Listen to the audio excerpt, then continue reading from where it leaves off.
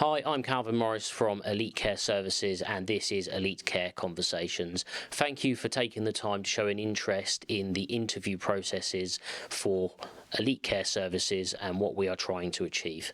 That is quite simple. All that we're trying to do is to make sure that the awareness and the stigma around the bad part of care, as it is seen via the media, is squashed, and that we can deliver good quality content, good interviews and great information from the people who work on the front line of the care industry in the care homes and nursing homes.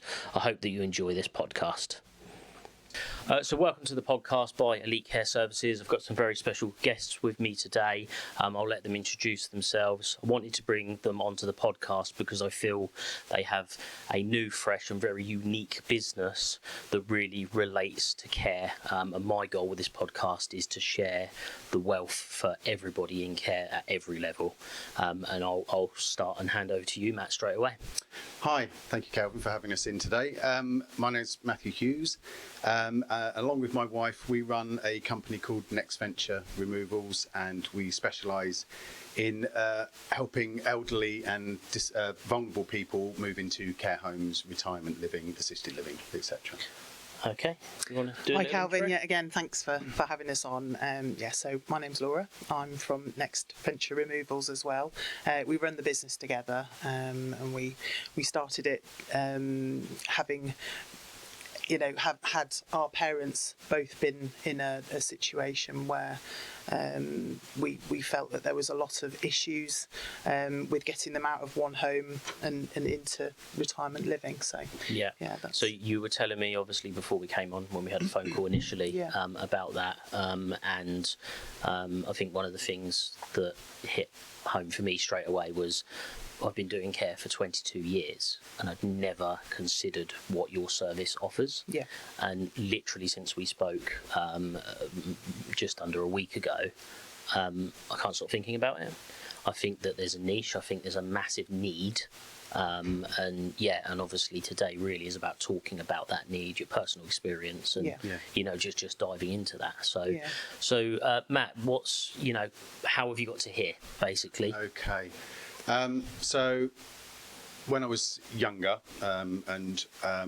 we moved house. So my dad suffered with a lot of health issues, possible mental health issues at the time. So we used to move quite a lot. So, and obviously back in them days, we weren't very well off. So we always did the move ourselves, and being the eldest child, I always used to help him. So I've had a lot of experience in that kind of thing. That wasn't my career path.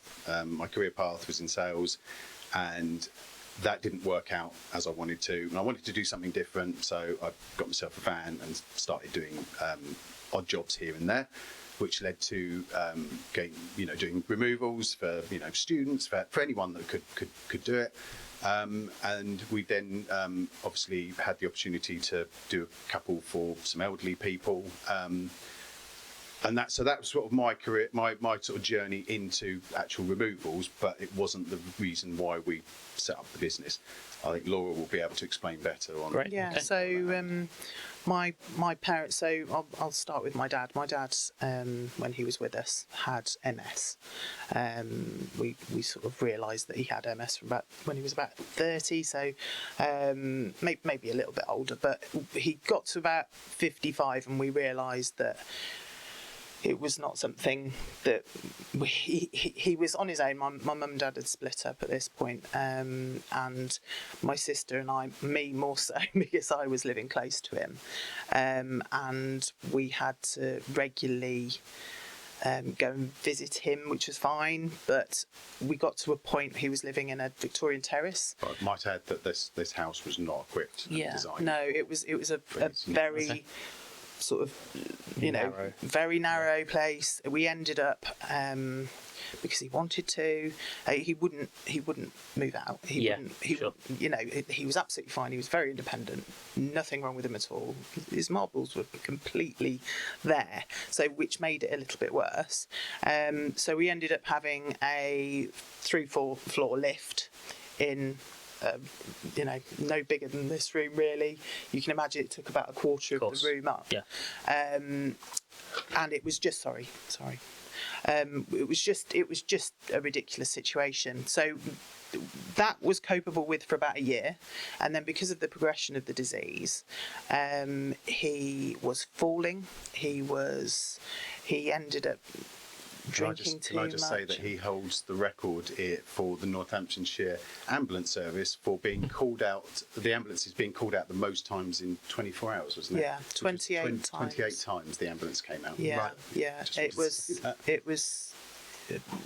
was a horrible situation. course. I was heavily pregnant with my fourth child, and I would regularly have, the authorities, like ambulance people, police, Yeah, stressful calling time. me up, telling me how awful I was because why did I leave my dad in this situation? So it was hard. It was really hard Of work. course.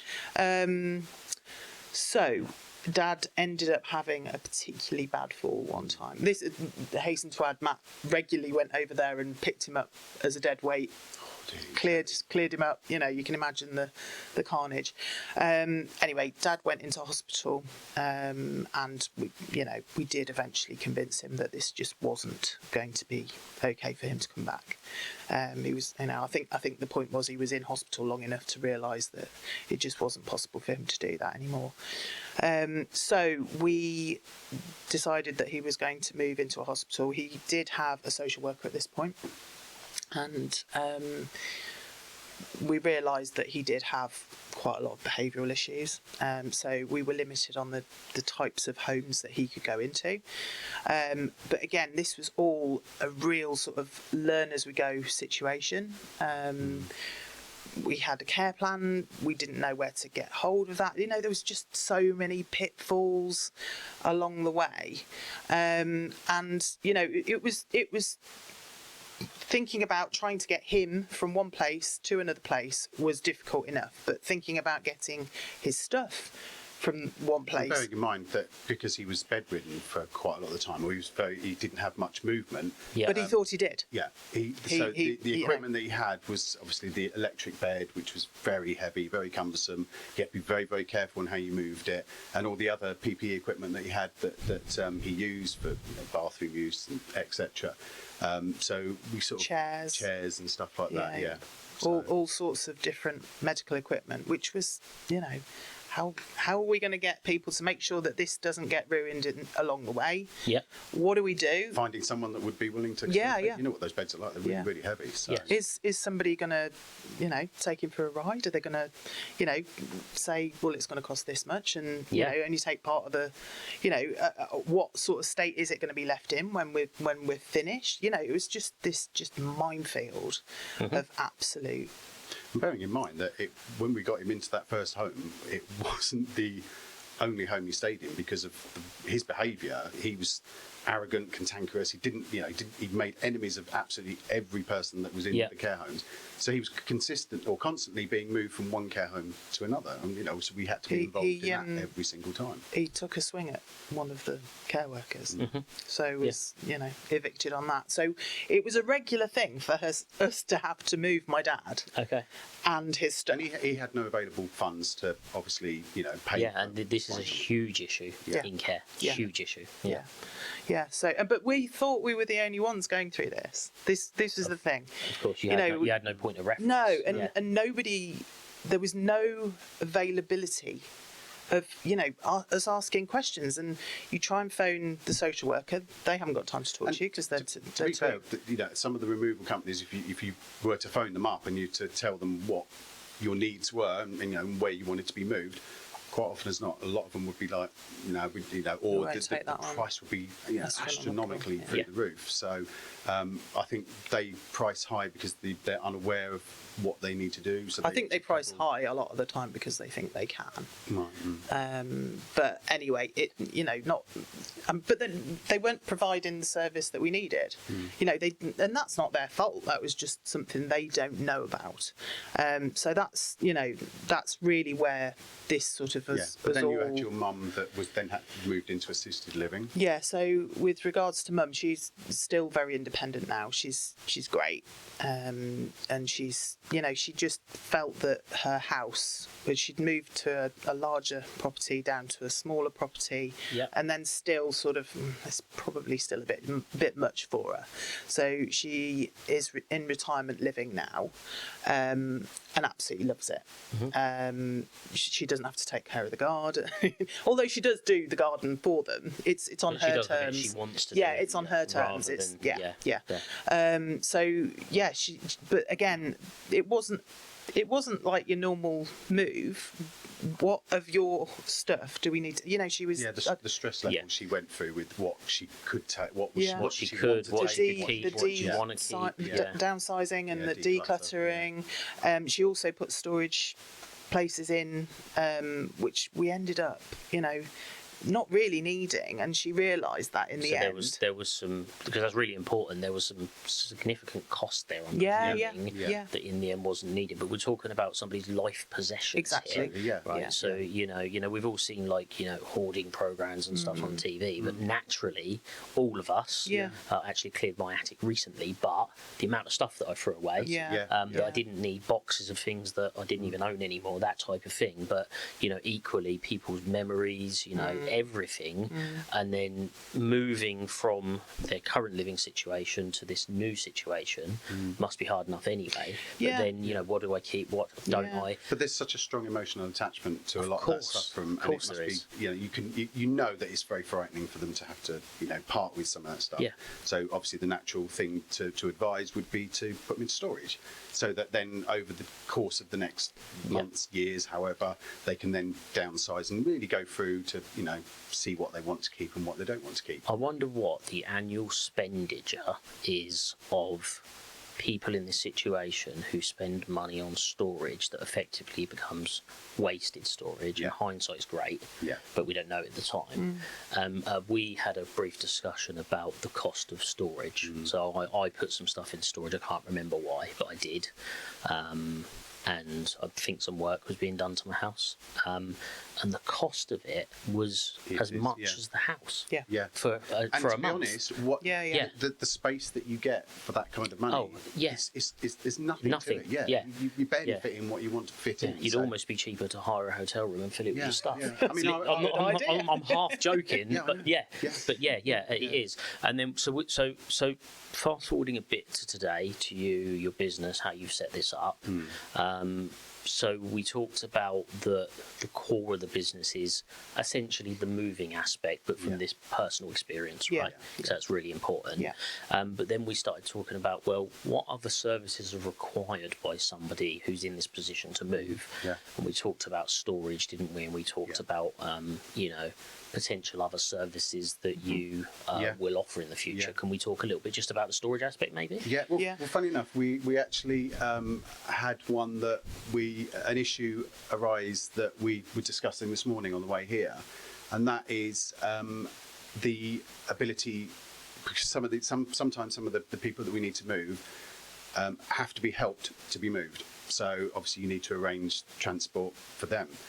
Now, sometimes it's very difficult last minute, because you do get last minute moves to try and book something. So we were discussing that one of the other things that we wanted to offer was a car that was geared for people that were vulnerable or had disabilities, so that we could then take care of that side of it ourselves. Yeah, we were thinking back, because my dad, I remember on one of the moves, the home hadn't booked a car service for him, and it's not as easy as we'll just get a taxi. It's he needs had to a be a specialist wheelchair, vehicle, yeah. it had to be strapped in, it had it ended up being a black cab that we had to get ramps into, and we had it was just makeshift. It was ridiculous. Yeah, It was and I just- presume that part of that process was extremely stressful. Oh, it was awful. Yeah. And Yeah. stress. Well, like you're the saying, stress on you're us just was describing massive. it, yeah, and it's But the stress on him, I mean, he was his upset came out in anger, and he wasn't brilliant at moving his body, but a lot of His flailing mind and his mouth, he was able to move. Just yeah, he really was. the awfulness coming out of his mouth. But again, I understood, but the pressure on us as his family. But as soon as it felt. I'm sure this isn't the case, but it felt like as soon as the door was shut on that particular home, because he was such a tyrant, they were just glad to get rid of him. And with the door is shut now, off you go. Yeah, it is. But I get it. I understand. So we, from some of my experience, what we do at Elite Care is we sometimes cover staffing in nursing homes for people with challenging behaviour. So, for example, we might have a similar situation. Somebody new, for whatever the reason, arrives at the home, and then they might be aggressive, hitting people verbally. They might be climbing out of bed and be at risk of falling, this type of situation. And then a nursing home can phone us or a care home and say, we need 24-hour one-to-one care now. So just touching on the point of the cost that you mentioned earlier, typically that would be local authority would pay for that care if the person is not able to pay for it themselves. But there is a huge chain of people and meetings and red tape that has to go through to get that in place. And the person needs care now, today. Absolutely. And we've seen situations, funnily enough, I had one yesterday, and we'd done a one-to-one care package in a nursing home in Southampton. And we had a phone call from the local authority yesterday asking for some information from us to pay us. And this was summer last year. And I said, what are you talking about? And we discovered that the care home still hadn't been paid. And we had that one-to-one in place for 6 months, 24 hours a day. And that care home has footed that bill to this point. And I think actually we managed to sort it out for them yesterday and connect the dots, because we didn't know why they were contacting us, the local authority. But so the point of that was the cost of that. I wouldn't divulge costing, but it's a big bill, and somebody somewhere has to foot that bill.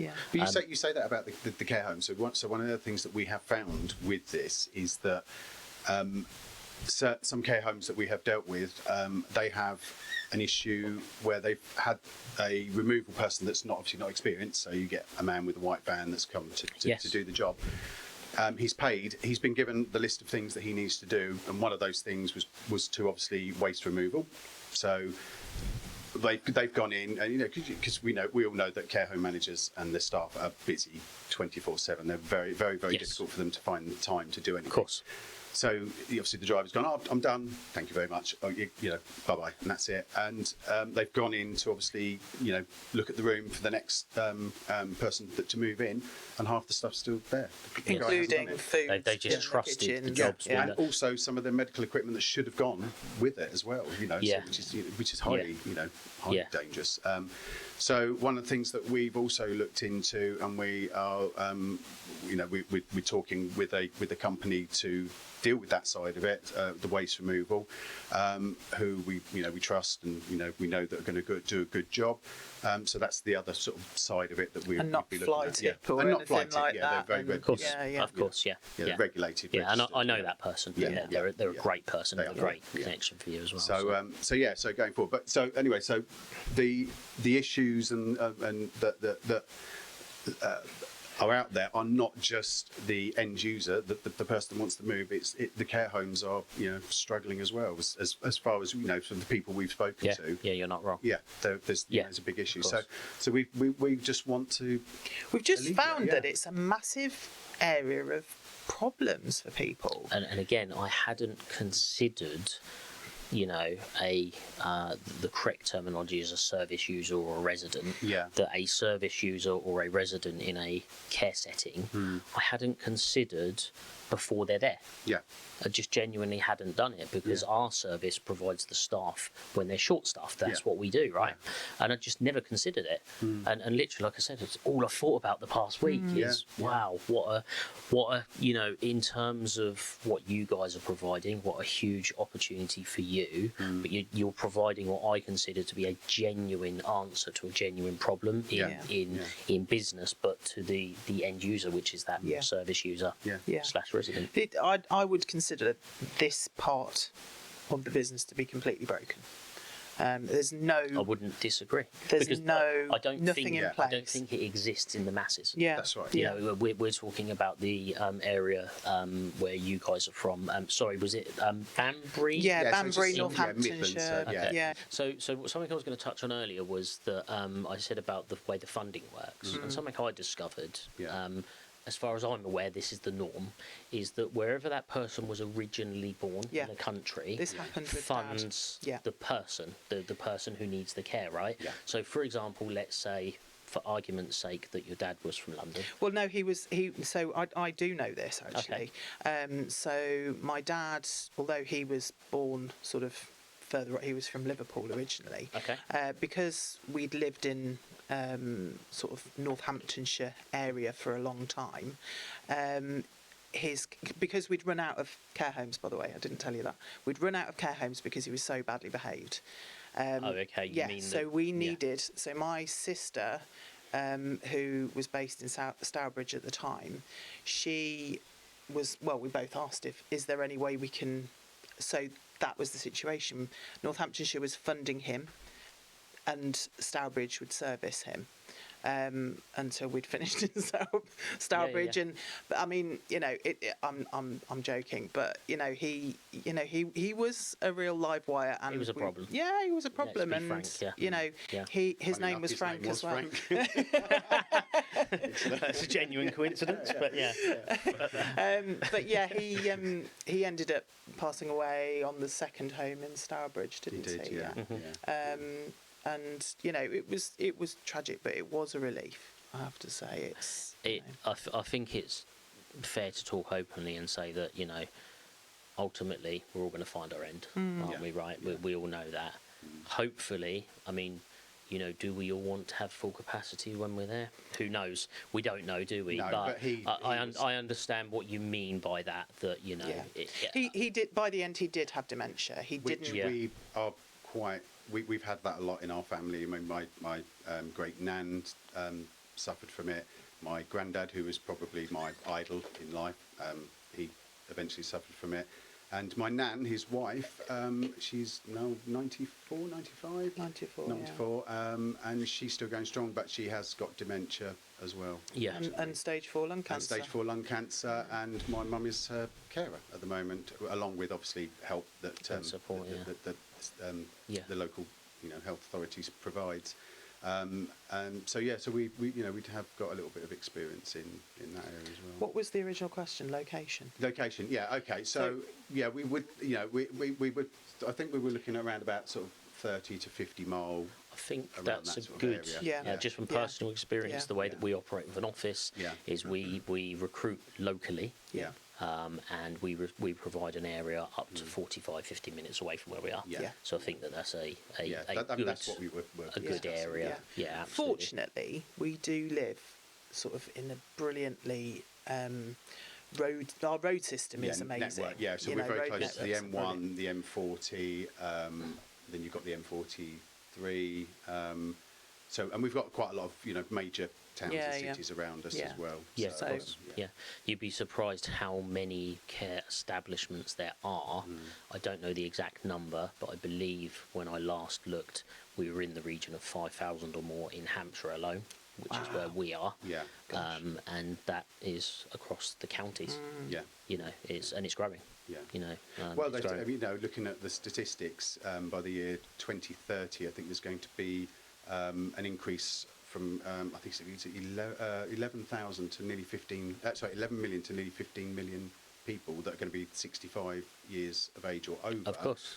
Which there's going to be a high percentage of those that want to. Yeah. Well, if you think and, not an expert, but if medical science is the correct term, the people who have heart attacks now is almost a zip in and out of hospital day case. Yeah. Now, so people are living longer, medications are helping people to live longer, but in turn, their physical bodies are living longer, but in some cases you can't Yeah. prolong the life of the mind. No, if that makes sense. No, totally. And then we have more dementia, Yeah. and more people living with dementia that need care ultimately. And it's almost, without speaking out of turn, it's almost creating a big problem in a way, with no Yeah. disrespect to Yeah, anyone, yeah, right? yeah. Absolutely, Because more care is needed, and we can't keep up with the demand for the care that's required. Yeah. So, so just getting back to your business then.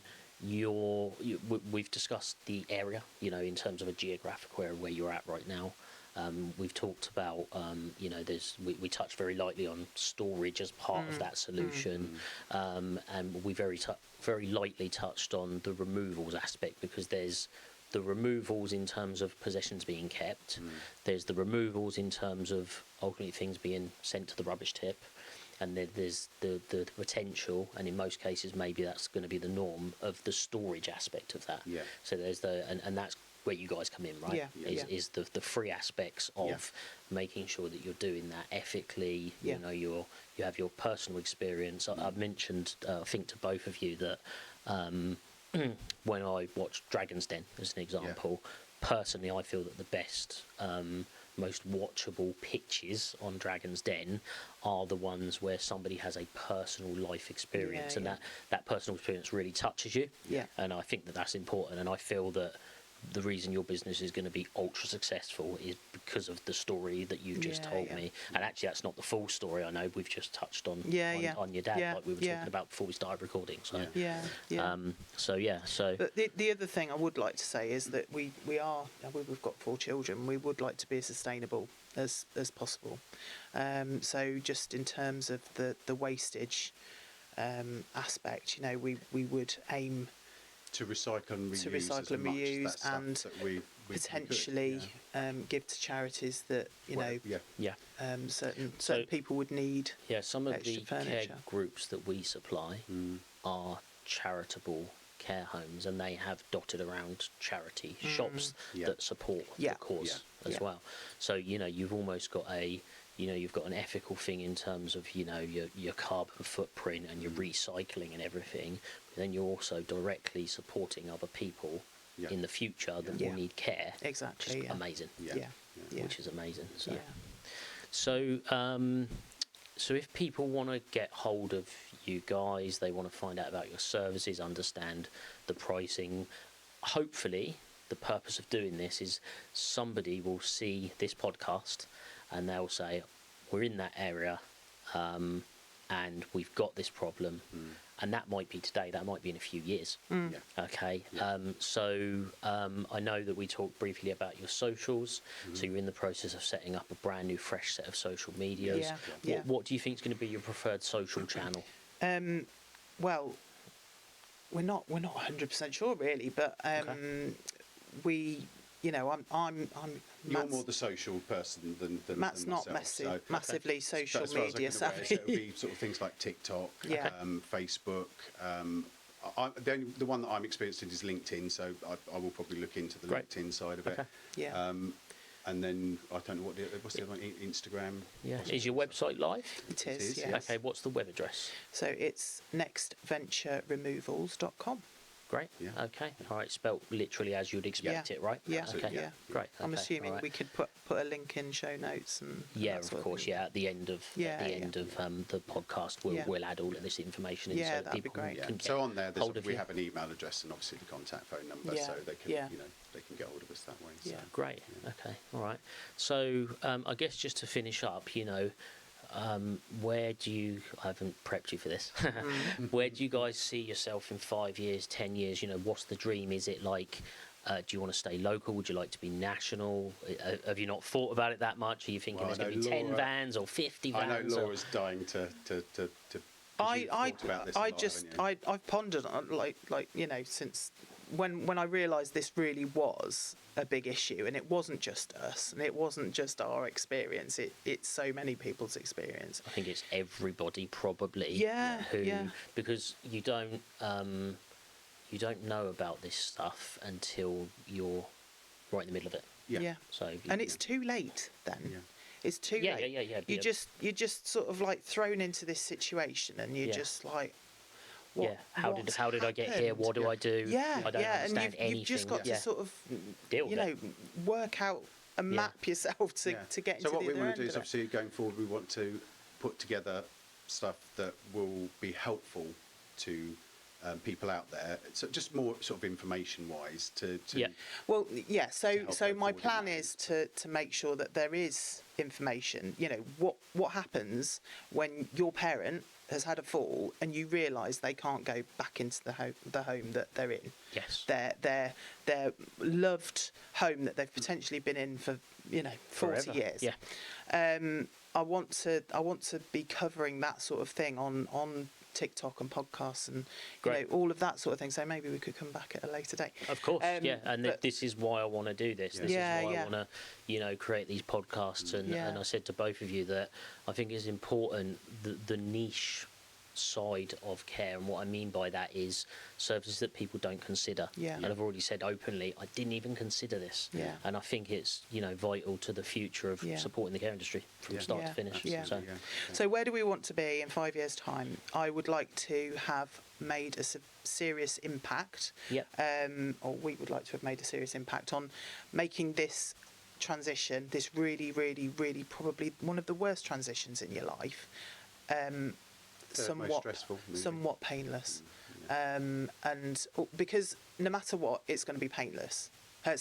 Painful. It's going to be a really painful experience because emotionally speaking, if your control is completely taken away, and even if that's from yourself, and you know that this is what I've got to do, I've got to get into this situation so my life is better, and that's what we want. We want for your life to be better, and the whole sort of process of, oh my God, how am I gonna sort out all my stuff? I'm living in a 4-bedroom house. How am I going to sort that out? How am I going to downsize? How am I going to get rid of everything? I want to keep everything. What am I going to do?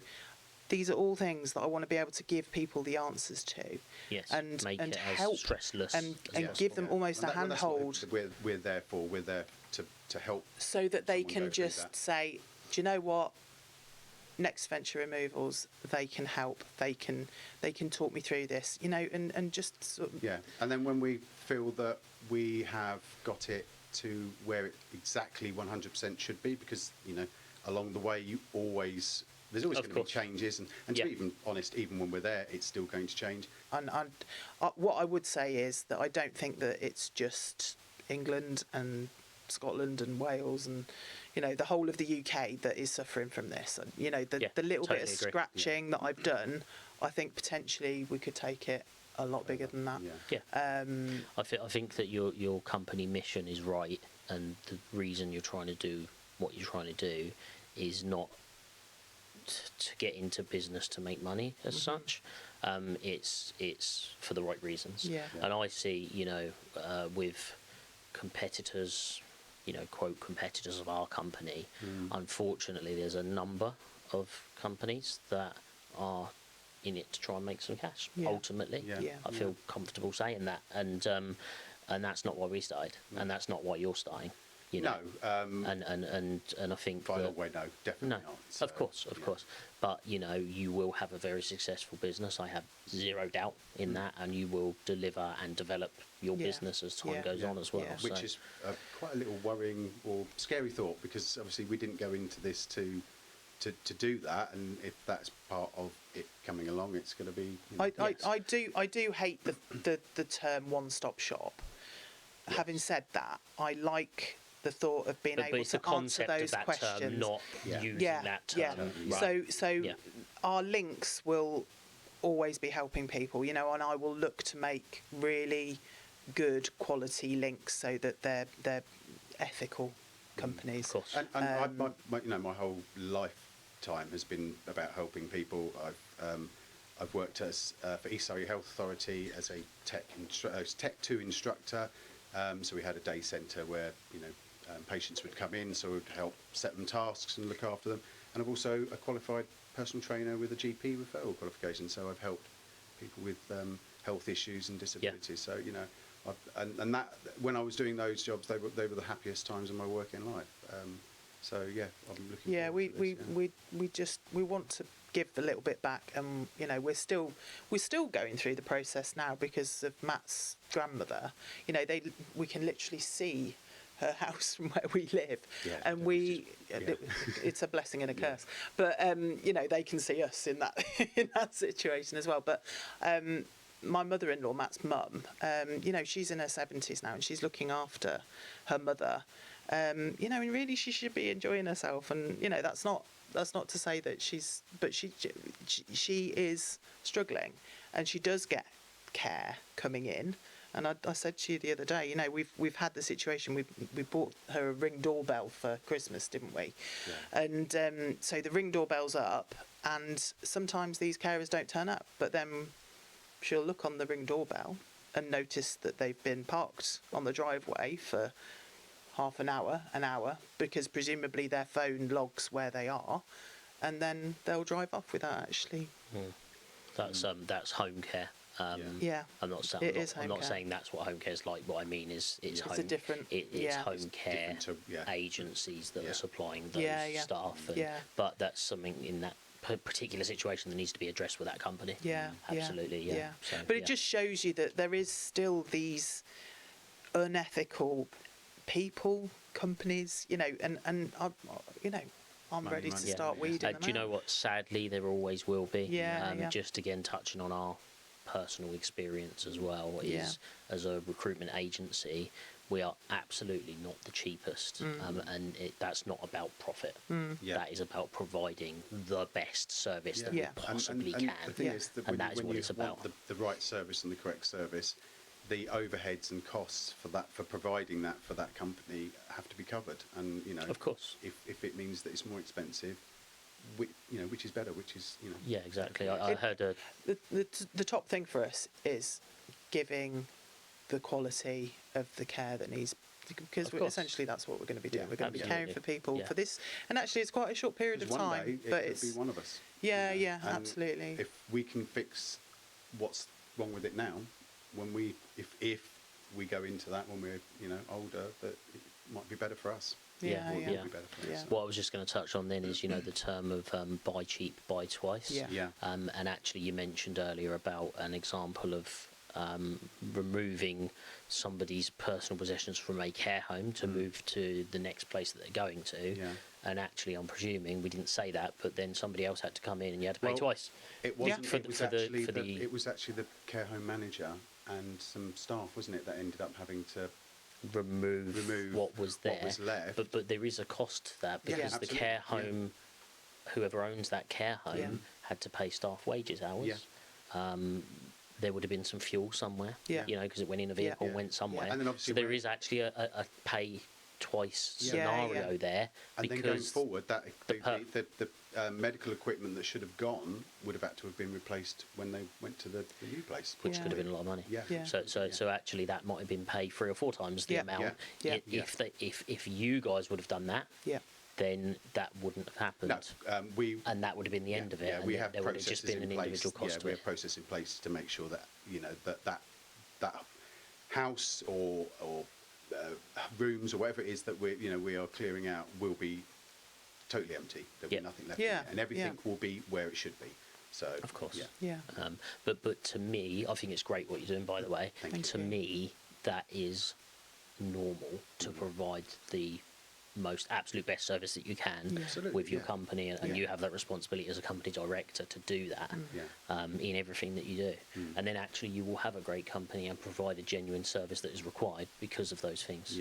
But there's too many people who want to cut the corners, and that's when people get into these price wars about, you know, and actually removals is a good example of that, because even when I moved house, I was looking for the cheapest quote. I think it's just it's ingrained. It is. But I didn't go with the cheapest one. I went with a reputable company who had the correct insurance, because they were removing my life possessions. Absolutely, So just to touch on that, we are fully insured in every aspect to be covered, just to make sure that of course, all the legals, the T's and the I's. We've even got woolen blankets to cover people's furniture, so that there's no, but so many companies don't do that. You know, there's a whole list of equipment that we have that, the sticky flooring to to protect the flooring, Yeah. to blankets, to double wall boxes, which are a lot better than thin single wall boxes, yeah. to help protect stuff. So Yeah, great. we've got it all covered. Yeah. All right. Well, look, it's been amazing to talk to you. Thank Yes, you so I've much really for enjoyed making it. the Thank you journey for down having in the us. rubbish weather today. It's not been It didn't nice, take you too much longer than we expected, Yeah. but it's been amazing having you on. Can you just share the web address one more time? Yes, it's Next Venture Removals. So no. Is it .com or .com, sorry. .com? Yeah. .com, Okay, yeah. great. All right, and under the video, and we'll share this Brilliant. as well, so that there's a Yeah. clickable link Yeah, for people as well. perfect. Thank you. And yeah, great. Thanks for coming on. Thank you for so having us. much. Yeah, thank you. Thank you very much for taking the time to watch this interview on Elite Care Conversations. I'd just like to say the only way that we're going to be able to make a difference and reach a wide audience is if people like, comment and share this video. Please feel free to do that. It very much helps the cause of the reason that I've decided to do this. Also, if you enjoyed what we're doing, could you please give us a 5-star review either on Google or on Spotify or on YouTube or whichever platform it is that you are watching this on. If you are watching it on YouTube, please do subscribe for future notifications about the different videos that we're going to be uploading. And thank you very much. I'll see you on the next one.